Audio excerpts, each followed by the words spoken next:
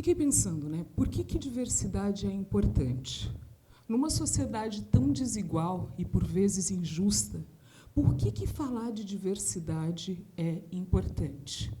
E entre tantos marcadores que a gente podia escolher para poder tratar sobre o assunto, tem tantos pontos de partida para poder tratar sobre o assunto, todos eles de igual importância e relevância, eu escolhi falar a partir do espaço de mulher negra, das mulheres negras.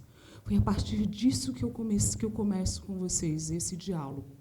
Pensando, na verdade, em qual é a responsabilidade que uma mulher negra, que ajuda a construir e transformar uma sociedade, que também é fruto do trabalho e da transformação de tantas outras que, ao longo da vida, com seu trabalho, com a sua história, com resiliência, muitas vezes com a própria existência ou com o sangue de seus filhos, lutaram por dias melhores. O que, afinal de contas, faz com que a vida se mova? E de que diversidade a gente está falando?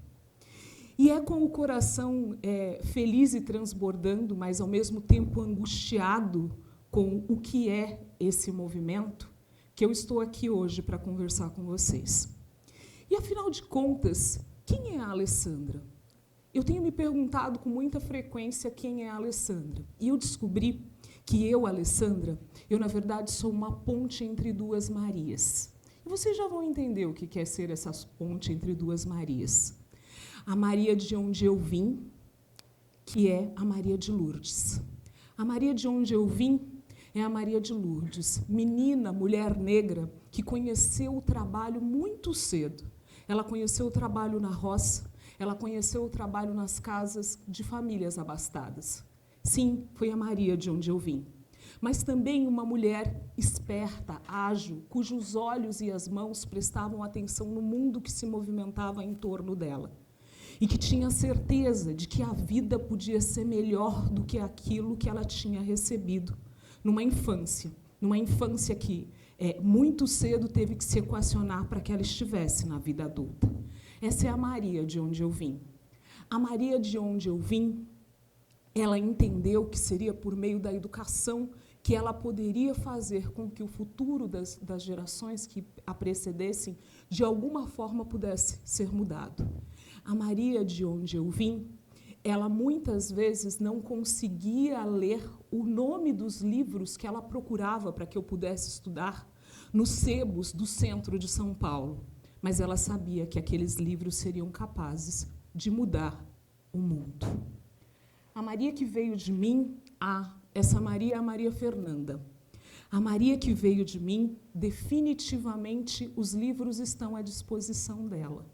A Maria que veio de mim, ela não tem dificuldades para ler o sobrenome dos autores das obras. Ficou mais fácil. A Maria que veio de mim, aos 8 anos de idade, ela já conseguia ler as fichas catalográficas de um livro. E ela sabia exatamente o que eram fichas catalográficas. Bem, quando a gente pensa nos livros, os livros efetivamente estão à disposição da Maria. Em relação à sociedade, nem tanto. Naquele dia, a Maria usava uma camiseta azul, de um azul bem vivo. Sabe aquele azul de criança? Aquele azul que chama a atenção da gente? Ela usava uma camiseta azul e ela usava um shorts bege e um tênis preto e branco. E nos cabelos, ela tinha a Maria Chiquinha. A Maria Fernanda tem cabelos crespos. E nos cabelos crespos de Maria Fernanda estavam divididos ao meio com 2 Maria Chiquinhas. Lembra? Camiseta de um azul bem forte, um shorts bege e um tênis preto e branco. Era assim que a Maria Fernanda estava naquela tarde. E nos olhos, sabe o que ela tinha? Encantamento. Encantamento pela única coisa que poderia chamar a atenção de uma criança dentro de uma loja de roupas íntimas, pantufas e pijamas de bichinho. E lá foi ela. Enquanto isso, eu e o meu companheiro circulávamos na loja. Era uma loja de roupas íntimas, uma loja de lingerie. E a gente circulava olhando outras coisas. E enquanto a gente olhava outras coisas dentro da loja de lingerie, cheia de vendedores que circulavam de um lado para o outro, e eles usavam uma roupa preta e rosa, daquele rosa bem forte.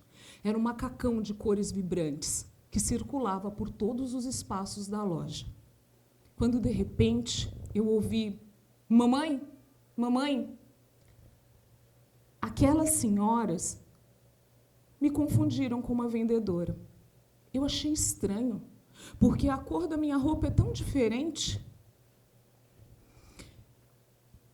Maria, talvez eles não tenham prestado atenção na cor da sua roupa.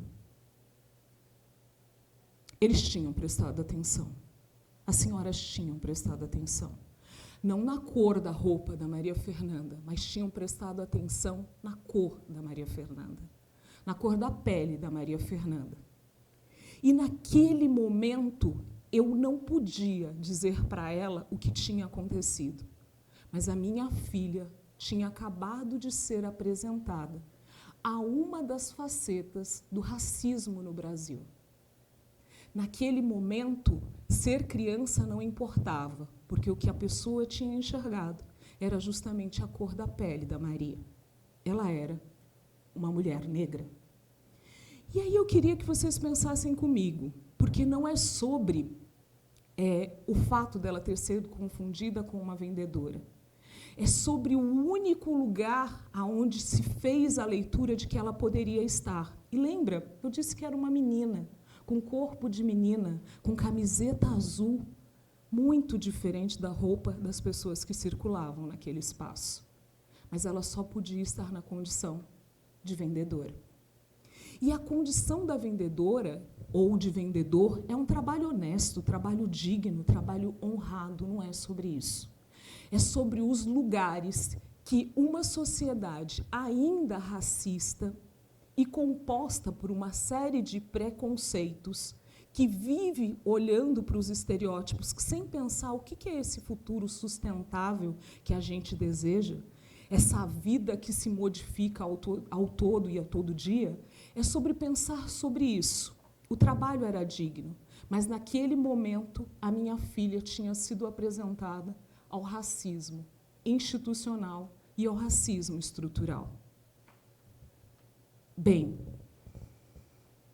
eu sabia, de alguma forma eu sabia que isso ia acontecer.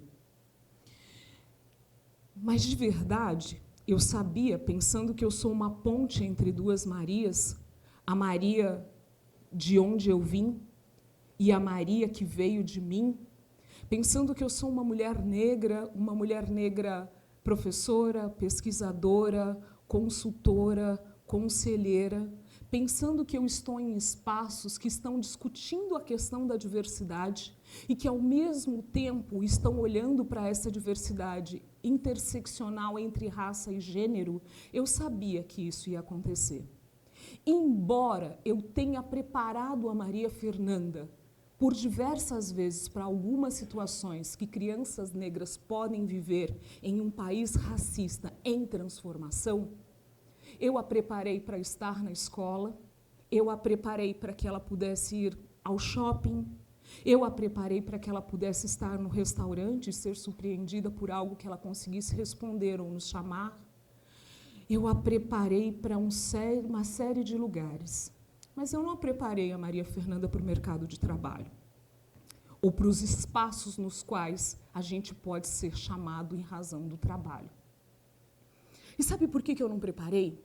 Porque, no fundo, eu esperava que, quando a Maria Fernanda tivesse idade para entender essa perspectiva do trabalho, que tem valor social, que tem valor econômico e que faz com que a gente, desde muito pequeno, procure as melhores escolas para os nossos filhos e que, na vida adulta, a gente procure os melhores espaços para que a gente possa estudar, eu imaginei que, definitivamente, o mercado de trabalho, quando a Maria Fernanda tivesse que conhecer esta realidade, que as ações afirmativas que as políticas públicas e que as instituições e que principalmente as pessoas já tivessem conseguido amadurecer e melhor entender o que é um futuro sustentável. Era isso que eu tinha imaginado e por isso não havia preparado para isso. Bem, em relação ao que aconteceu na loja, eu acho que é importante que a gente saiba o seguinte, que quando a gente fala de facetas do racismo, existe uma coisa muito importante que acontece, racismo, processo de racialização de pessoas, de grupos humanos, que não acontece só em relação a pessoas negras. No Brasil, a gente fala do racismo em relação a pessoas negras com mais frequência, em razão da quantidade de pessoas que se declaram negras e pardas.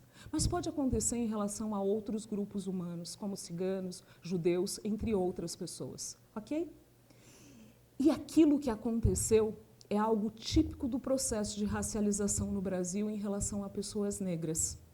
Você, na verdade, prematuramente coloca essa pessoa numa condição de adulto. Seja num momento como esse, em relação ao trabalho e às tarefas que alguém pode entregar, ou seja no momento de uma conduta que não necessariamente seja uma conduta boa.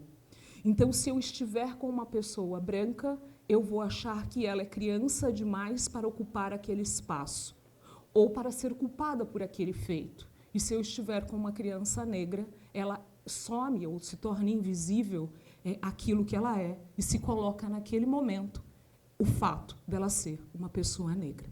Era sobre isso. Bem, mais tarde, lá no restaurante, eu ouvi de novo, mamãe, mamãe, mesmo que aquelas senhoras não tenham percebido a cor da minha roupa, que era tão diferente, será que elas sabem o que é trabalho infantil?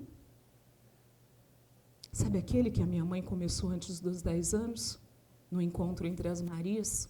A minha Maria pequena perguntou, será que elas sabem o que é trabalho infantil?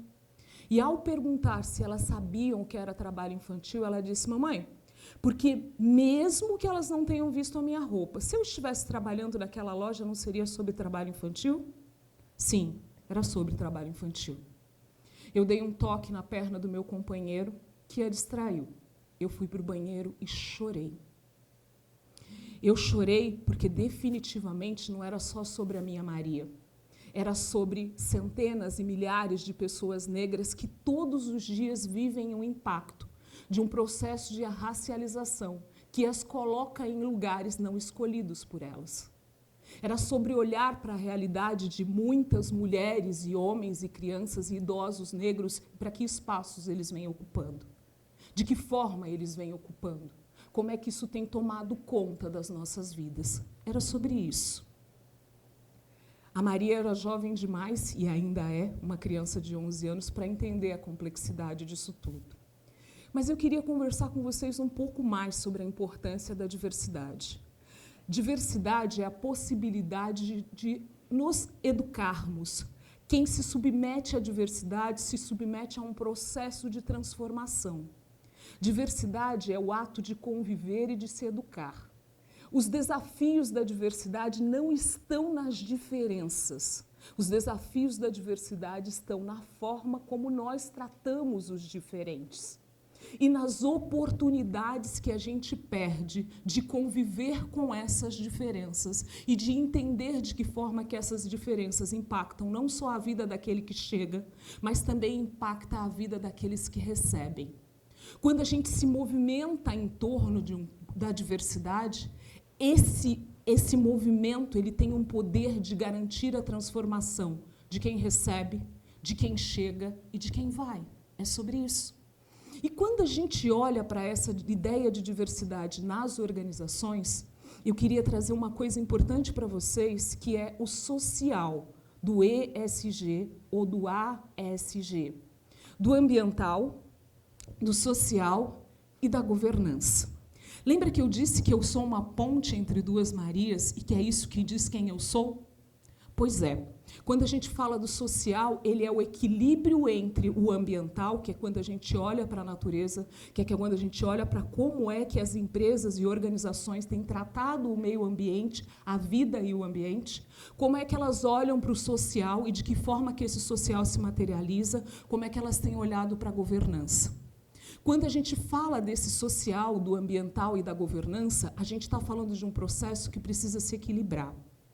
Fornecedores, stakeholders de uma forma geral, ou seja, fornecedores, funcionários, clientes, pessoas que fazem investimento no mercado, têm cobrado cada vez mais das organizações que elas consigam garantir o equilíbrio entre o E, o S e o G. O que o social do ESG pode nos proporcionar? Ele pode nos proporcionar uma vida que se aproxime mais de um futuro sustentável, uma vida que nos proporcione mais possibilidades de termos uma sociedade mais justa e inclusiva. E que isso seja feito não só olhando para o negócio ou para os lucros que o negócio pode oferir, mas olhando para a existência de cada pessoa. Porque, afinal de contas, organizações são compostas de pessoas e para pessoas. Quando a gente fala do social do ESG, a gente está falando de um movimento que prima por trabalho digno, ou seja, que haja erradicação de trabalho escravo, que haja erradicação de trabalho infantil, que haja diversidade dentro de todos os seus marcadores e possibilidades. Quando a gente fala desse movimento, que é um movimento que pode afetar a mim, afetar a você, ou afetar a todos nós, ou não afetar ninguém, a gente está falando de um movimento possível, a gente está falando de um movimento real, hoje estipulado pelo mercado, mas que é resultado da luta de várias pessoas que sofreram com o processo de discriminação, de não acesso e de não poder ter vida digna e justiça social em suas vidas. Eu queria agradecer pelo tempo de vocês e dizer que transformar é possível, que ser ponte entre duas Marias é um desafio, mas também é um privilégio. E que no ESG, para quem está dentro da universidade, para quem está trabalhando com negócios, a gente acha fontes para repensar esse futuro, que futuro nós queremos e que futuro sustentável nós podemos ajudar a construir. Gratidão pelo tempo de vocês.